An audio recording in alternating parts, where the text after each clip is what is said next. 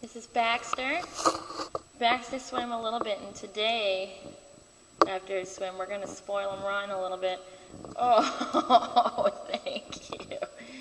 Thank you. So we're going to give him a really good massage. Oh, very nice. Kind of really let him unwind. He's been doing swims every day, which is great for energy depletion. And it's also non-weight bearing, so you don't have to worry about the impact that dryland exercise has, and it's great. But he could also be a little sore, so today we're really going to give him a good massage. And just baby him a little bit. Cuddles and massage. What do you think? You sit? Good. Good job.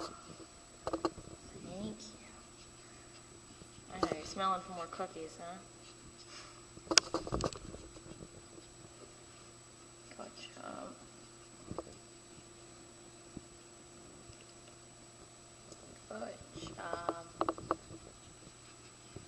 So we're really getting in the shoulders and neck because of the movement. And swimming holds a lot of tension right here and a little bit back in the hips also. So we kind of go down the spine and loosen them up. My big guy.